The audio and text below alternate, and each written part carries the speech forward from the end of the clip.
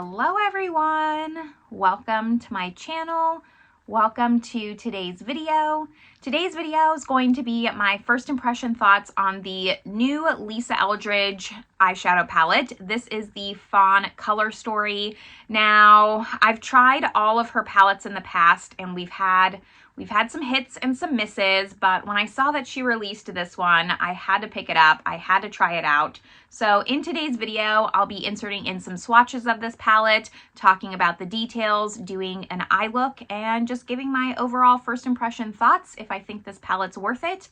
So if that sounds good to you, make sure you give this video a thumbs up. Subscribe if you haven't yet. I would love it if you stuck around.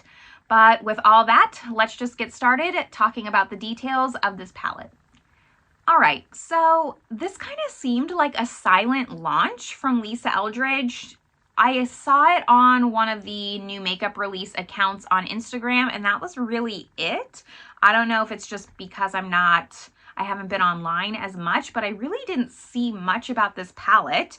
And I still wanted it. I talked about this on a Will I Buy It, I believe, and then I picked it up because I can be a glutton for punishment sometimes. I have done videos on all the Lisa Eldridge palettes in the past, so I will link those up above and down below. But even though I didn't love all of them, I still wanted this. I'm a sucker for luxury, like I said. I'm just a glutton for punishment sometimes. So this is what the palette looks like. It retails for $62 US, and it's the same as all of her other palettes. Same component, same little hole marks in the back so you can poke them out and change out the color story if you want to. And this is what it's looking like. It seemed like her version of maybe a true neutral palette. We have Vega, which is a cool tone color story. We have Cinnabar, which is a warm tone color story. And I'll be kind of looking at shades maybe towards the end of this and seeing if there's any dupes. But this is what it looks like. And like I said, you can pop these shades out. They're interchangeable, which I love. You can purchase shades individually on her website, which those retail for $14 a piece. I don't think that's actually that bad of a price, but if you were to buy 6 of them, that's $84 and you don't get the component. So it's definitely best to maybe pick up the palette that you gravitate the most towards and then pick up different shades from different palettes if you don't love the other color stories, I would say. So this is what it's looking like, and while she may not look like a lot, I'm still excited nonetheless. I'm going to be really just happy to play with this shade here. I have not touched or swatched this palette yet, but I will insert in my swatches. Editing me will put it over my face right about now and just show you what this palette looks like swatched out. Now, Lisa Eldridge does have a few different formulas, and in this palette specifically, we do have the Seamless Matte in, let's see, 2 of the shades. We have a Luminous, which I do really like that formula. We have a Velvet. That's not my favorite formula from her. It's kind of like her version of a creamy matte, and those are the shades that are hit or miss for me in the past. Then we have, let's see, a Satin Duo. I think that's new. And then a Luster shade. So how many different formulas is that? 1, 2, 3, 4, 5 different formulas. 2 of them are satin mattes. That makes 6. And yeah, I'm just excited to dip into this palette and play with it. So now that I've talked about the details and the swatches, I'm going to zoom you in a little bit and we're just going to get to doing some kind of simple, easy eye look together. So for this look, I do kind of want to keep this pretty simple and just use it how I would on an everyday basis. That's how I'm going to use it. So put it to the test in real life. I'm going to start with this just kind of in the crease here. There's not too many kind of light transition shades. And this is the Velvet, I believe. So this is Upper West Side. So let's just see how this formula wants to work for me. I just find some of them can get hard pan for me a little bit quickly, specifically in the Muse palette. I found that. And it was mostly that palette. Like in the Vega palette, it wasn't too bad. And in this one, it looks okay. I am happy to just see more of like a true neutral take, not something that's too warm or too cool. We're really just, I think, starting to get burned out as a whole in cool tones. I'm noticing a lot of people who say that they love cool tones are now saying that they're gravitating towards warm tones, myself included, but I don't want super warm tones. I just want a hint. I want to be able to have a choice and not fully have to go into that grayscale. So I'm happy with this palette. I'm going to add Upper West Side to the lower lash line just a little bit. Now, Lisa Eldridge is just known for her simple, understated, but sophisticated looks. And I think that's very much reflected in her products. And this has just been a dream. This velvet formula, I can tell, is already different from the other ones. I don't know if that Muse palette I got just was a little bit different because I really struggled with that palette. I'm gonna now go in with like a smaller brush, still a fluffy one because it's a little bit dark. It's darker than I thought. I still haven't swatched this yet. And then I'm gonna go into this like dark shade here. Like I said, we're gonna do something super simple. And this should be more of like her powder matte formula. So I'm just gonna add a little bit of definition. And I'm not expecting it to be ultra pigmented since this brush is a little bit more wispy. I didn't put any eye primer down. I only put my concealer and I set that with my under eye powder. Everything that I'm wearing is always listed in the description box below. If you're ever curious whether it's discontinued or not, I at least put what I'm wearing. So that added like some nice depth. Do you maybe have these shades? Yes, but I have to say, I can tell a difference in the performance of this and the ease of use. I'm just gonna add this to the outer corner. Really enjoying this. Okay, and then I think I'll try just for shits and giggles, like I'll put this on kind of the outer center part of my lid and then this on the inner part, just so I can use as many colors as possible. And I'm just gonna use my finger because I'm a shimmer finger applier. That's just who I am. So that's what this one looks like. What shade is this called? Debutante?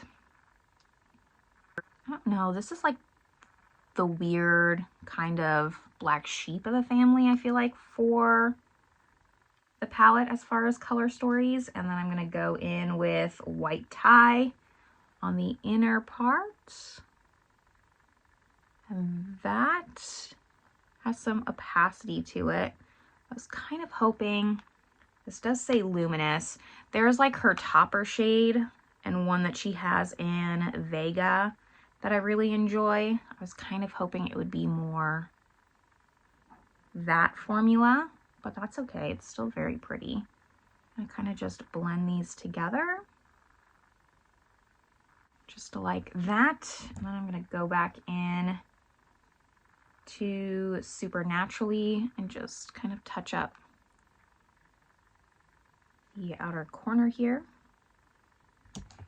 And then the first shade, Upper West Side, just blend that out a little bit more. There they go. They can't help themselves. The dogs will be silent all day long, I swear, and then I'll film, and all of a sudden, something urgent is outside that needs attention. I've given up trying to control them. So here's kind of where this look is right now. Very understated, very Lisa Eldridge. I'm now gonna go into Dorian, which is that luster shade, this one, and use that as liner. Even though it's a luster, this looks like it has a hint of blue. I guess I could swatch it. Yeah, it's like a little bit navy, so I would rather go in with this shade, even though it kind of has some shimmer. It's not like a full-on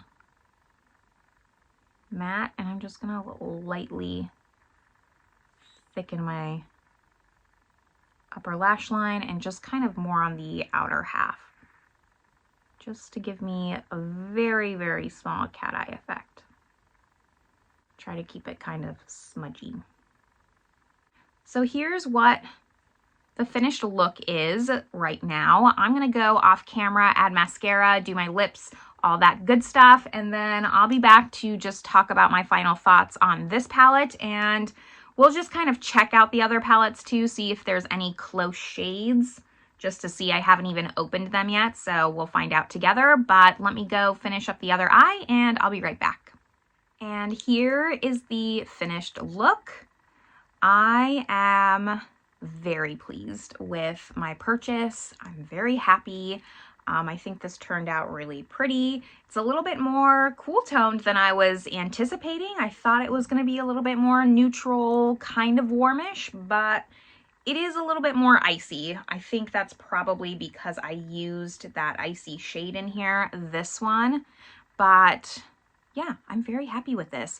This is a duochrome, I figured out. That's what satin duo means. So you can kind of see it shift from gold to pink just a little bit. It's not an indie quality duochrome, but it does have a slight flip to it. So let's just quickly kind of compare to some other palettes that I have from her. Well, I have all of them. So we can just see if any of them are repetitive, but I'm not expecting them to be. So I'm just gonna grab them at random. The first one I grabbed is Sorcery. This one is my favorite. So Sorcery against the Velvet Fawn. Just try not to drop it. And definitely don't think there's any crossover here. Not even worth swatching. So that's an easy one. This one is Cinnabar. So this is the warm toned color story. And here's what this one looks like. You can see here how this one leans more peachy compared to this one. But let's just see what this one and this one look like. This is very hard with two hands. I probably should have thought this through a little bit more. So here we have this shade in the Cinnabar palette, and then this middle one, if you can see it, because these are all pretty subtle, is that, there you go, is that satin duochrome from the Fawn, and then this is that shade here.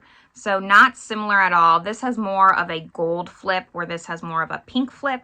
So no dupes in Cinnabar. Next I have Vega, and I don't think any of these are going to be even close, because this is like the cool tone color story, and then you have Fawn. I don't think anything's really jumping out. You kind of have this shade here to this shade, but that's really just on camera. This is definitely deeper and darker. This shade here, which is French Gray, this is that velvet that I was talking about that I do sometimes just struggle with, but I didn't find the same thing with the velvet in the Fawn, which is nice because this one, because it just gets like hard pan. It's hard to explain. It feels kind of like wet clay, and then it feels like almost the clay dried down too much. So here's Vega, no dupes in there. And then we have two left. We have Myth, which is the purpley one. And this one, I'm not anticipating any dupes. Nope, I don't think so. This is kind of what I was hoping this shadow would be, so let me just swatch it for you. This one is like this really sheer, sparkly topper. and it has a flip to it. It's just tough to pick up because these shadows are just so understated, but on the eyes, they just feel luxury. You can really tell. You can see how it's like a lot of sparkle, but it's like this iridescent pink. I would have preferred that kind of finish in this shade, but more like silver icy, less opaque, but that's okay. Anyways, no Color Story dupes here, so that one's good. And then the last one we have is Muse. Yes, so Muse, also no dupes. I think I wasn't anticipating any dupes, but I did at least want to hold them up side by side so you could see and I could prove it to you. Even this center shade that's kind of pinky, these are much deeper and they're metallic finishes. So that's nice to see. At least you know if you already have all these palettes, you won't really have anything I think that's even close to being similar. So getting into my thoughts here, I very much enjoyed my look with this palette. It's only been one look. Of course, this is a first impression. Like, I'll include this in a speed review later on once I try it out more, but still, like, you can just feel the luxury when you put it on your eyes. It is effortless. You are gonna get somewhat of like a K-beauty effect. Like, these are not very pigmented shadows. You really have to build them up, specifically the velvets. If you don't like cream to powder formulas, you might not like that, but there is only one in here, so the rest of the shades are not that.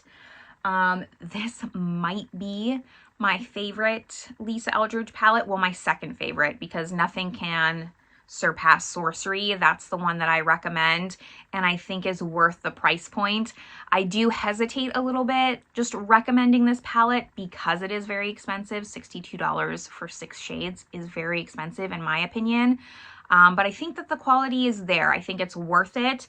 After that, you know, I'm not shopping with your bank account, so that's not for me to really decide. That's for you to decide if it's worth it or not. For me, like, I can see the quality behind this and I feel it. Whereas like a Dior, I feel I'm more paying for the name. This, I feel I'm paying for the formula and the quality. This is actually very much a very nice eyeshadow palette and I don't regret my purchase at all. It exceeded all of my expectations for this palette, considering my past experience with the other palettes, not being like super in love with them. I could give or take them, but I can really see the quality in this one and I think I'm going to use it a lot. I might be switching around my palettes a little bit. I just started doing that. I recently duped out the Makeup by Mario Ethereal Moonlight palette with my Natasha Denona MIDI palettes. So I've kind of been playing around more with just moving colors around. I never was that kind of person ever. So I might kind of pop these out and play around with them, label them, and just see what I can do because this is close, but I would like to maybe sub this shade and sub this shade and add like a little bit more neutral. I don't know. I'm not like super in love with this like navy. I would like a different shade. So I might just do that and see how it goes. Let me know if you'd be interested on seeing how I move around my Lisa Eldridge palettes. But that's kind of where I'm gonna leave this. I don't want to make this a really long video. I kind of just wanted to make it a quick first impression. Let me know your thoughts down below. Is Lisa Eldridge a brand that is on your list to try? Have you already tried them? And if you have, do you like them or are you just not interested in them at all? And it's not a brand you plan on purchasing from. I would love to know all of your thoughts, but this is where I'm going to leave you all. I hope you're having a great one. I hope this video was helpful, and I'll see you in my next video. Bye, everyone.